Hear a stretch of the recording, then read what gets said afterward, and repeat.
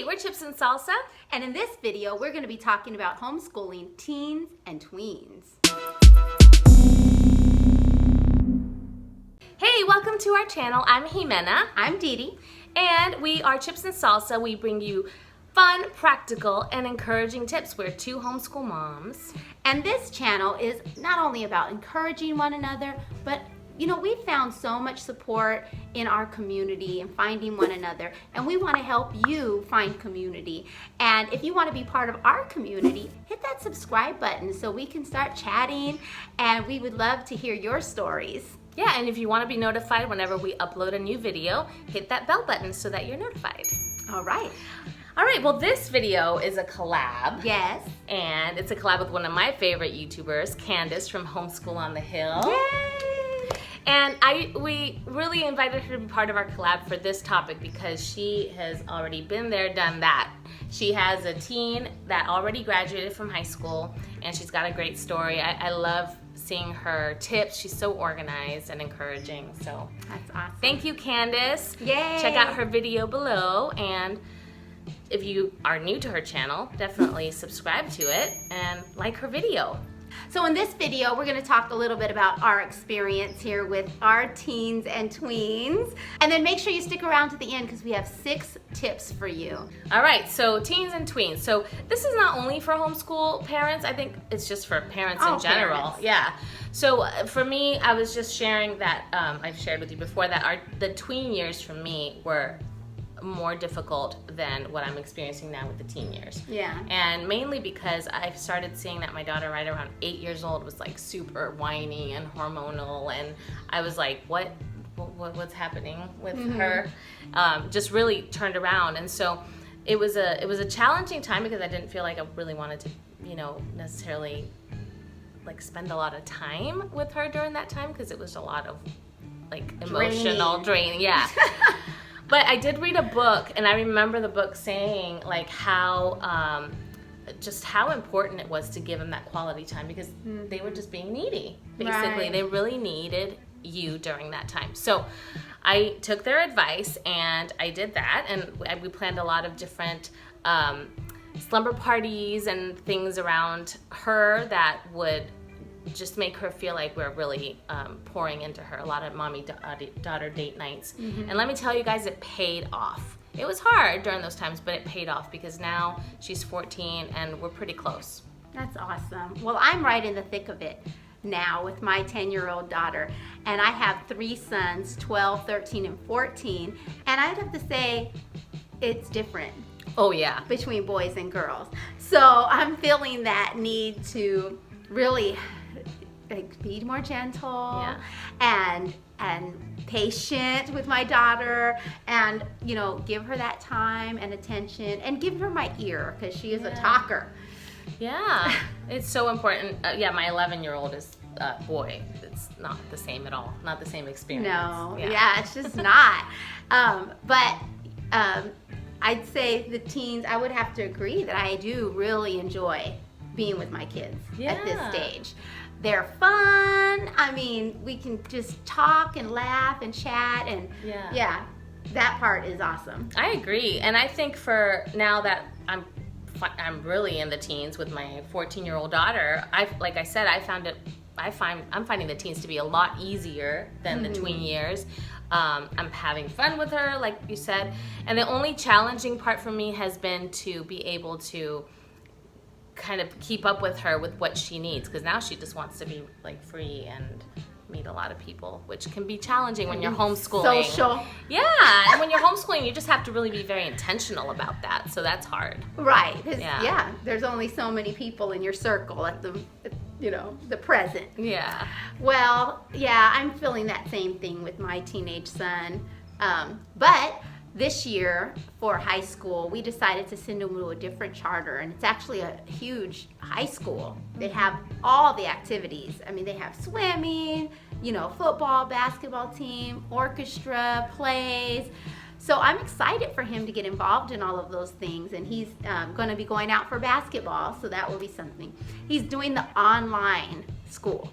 So he's still here with us, which is awesome. He still has that flexibility, Yeah. but it's kind of a little in between Yeah, the but he homeschool gets world that and the outlet, which is awesome. Yeah. I'm still in the same charter school with my daughter, and we're kind of mixing a little bit of both of what we used to do and, you know, kind of some new online stuff. Yeah. But so the part of getting them together with other teens has been challenging, but we'll get there. We're learning. Yeah, and always a learning experience, you know. But that brings us to tip number 1. Talk to other moms, because other moms have great ideas. And they've been there. Yeah. Well, and other moms are like us, trying to find different outlets for their teens. Mm-hmm. And so, like, I just found this group that they're all in the same boat as me. So I'm like, okay, well, let's all get together then. There you go. So you never know what you're going to find out if you just take the step to start up a conversation with another homeschool mom. Homeschool moms are awesome. Mm-hmm. So I'm so grateful for all of the homeschool moms who gave me advice, who just took the time to talk to me. So I love doing that for others. And I'm out there on the prowl. That's right. Getting info about high school. And we have a great video with our friend Lena West. So you want to check out that video where we interview her and talk about when she homeschooled her 2 daughters through high school and the beautiful things that they did. Yeah, and she did these scrapbooks. She would just get super creative, and Yeah. my daughter's not into scrapbooking, so I don't know that would help. Maybe she'll change her mind. I don't know. Never I know. would have loved that. But she really encouraged me, because she was like, no, this is the easy part. Like, they're easy because they're self-motivated, and, you know, so I was like, oh, okay, I can do this. Yes, you can. You're a great mom. Okay, tip number 2, find ways to create that risk and adventure that they're wanting so much. Yeah. We were talking about how when we were teenagers, we got dropped off at the mall. Yeah, I don't even understand how my mom would do that. She wouldn't let me go past the yard when I was a kid, and then she Right. just dropped me off at the mall. Okay, but I was in Mexico City when I was 14, and I had brand new students that my mom had no idea who they were pick me up in their, like, Volkswagen Beetle, you know, in Mexico City, like, be like, hey, you want to go to lunch? You know, Yeah. guy friends, you know what I mean? They weren't my boyfriends, but still, it was just like, but my mom, I think, was used to that culture, so she was just like, yeah, go ahead, you know? But I would go dancing. I would, like, go to, I don't know, Risk and adventure. the risk and adventure. No, but, I mean, it's true. They want that. My husband's been letting my son go to the park by himself to practice basketball, and I'm staring at the GPS, making sure he's safe, you know? Yeah. Well, you know, Julie Bogart, I listened to her podcast, and she's the one that said that. She's like, you know, try to figure out, brainstorm ways with your teenager of things that you can do, and just try it. So I'm going to try a few things. I'll let you know how it goes. I pray for me, because It's gonna be great. I know. I know. Tip number 3, don't stop playing. Don't let them stop playing. Have fun. Yeah, I think sometimes we think that because they're older, that, you know, they don't need as much play, fun, and games and stuff, like during learning especially. But, you know, science shows, we just learned this at a homeschool conference, that it takes about 400 repetitions to learn things just by reading or instruction, and only 10 to 12 repetitions if you learn it through play. Wow, that's huge. Why don't we always play? I don't know. We're such Come on. sticklers. Can't believe I remember that.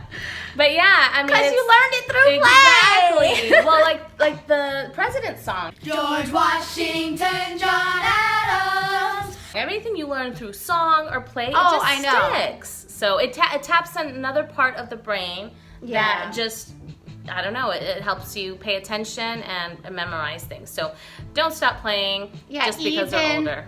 Because we think somehow we have to be more rigorous. Right. Now that they're older. You know, you're in 8th grade now. Yeah. So sit down and Read. Yeah. And write. But I catch myself. Yeah, me like too. falling into that, read the Me textbook, too. write a paper, you know, with no fun engagement in the topic. I know. it's just When you boring. think about it, we don't want to do that. No.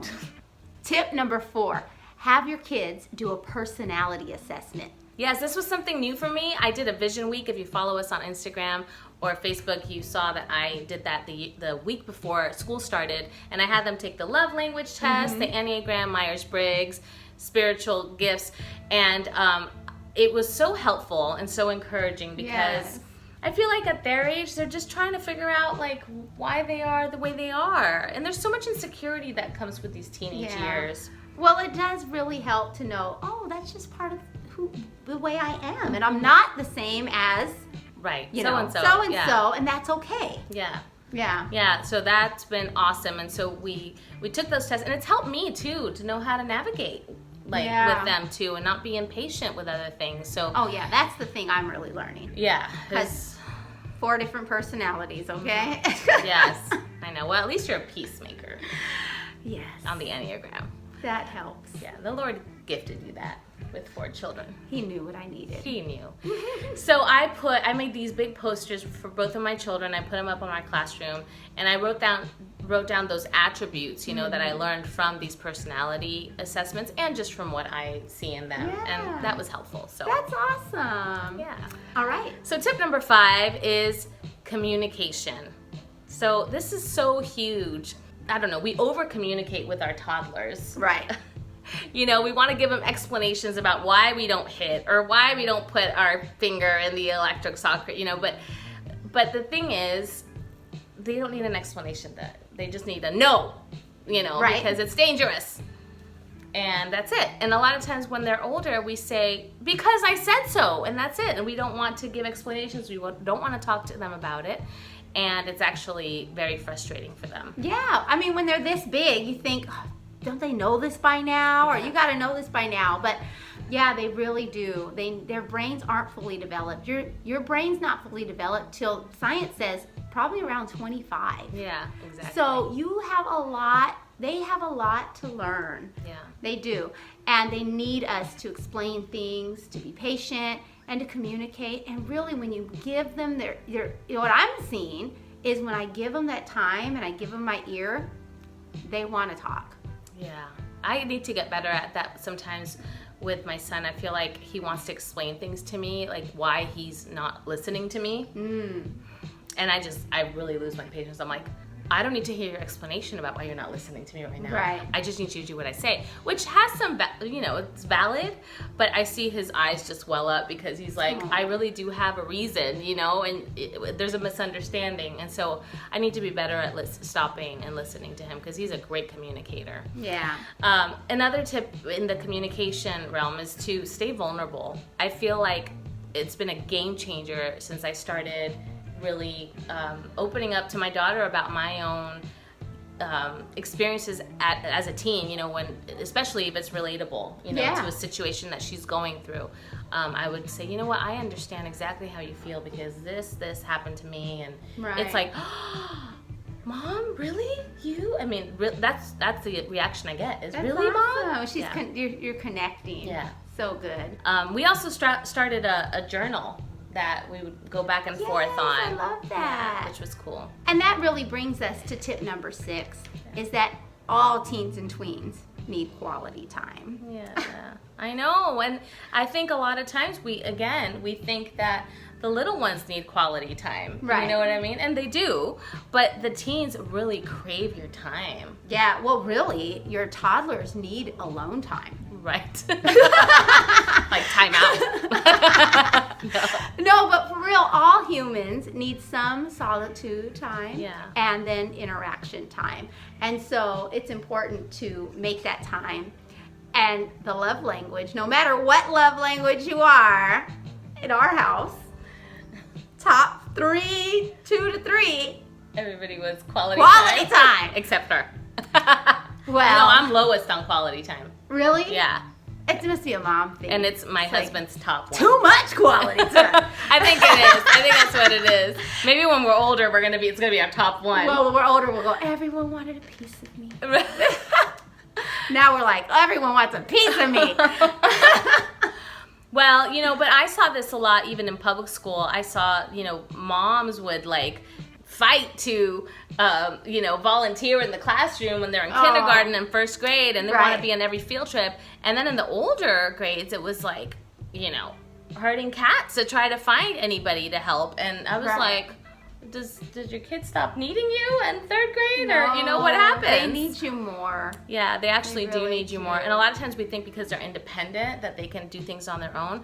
But because they're independent, you need to guide them through life. Right. Yeah, so it's really something that I've learned, and really being intentional about creating that quality time. Yeah. I have a little thing that I do with my daughter. I watch Parks and Rec with her, and I don't let my son watch it. And so it just became our little thing that we do. Yeah. And it's special, and it's something small.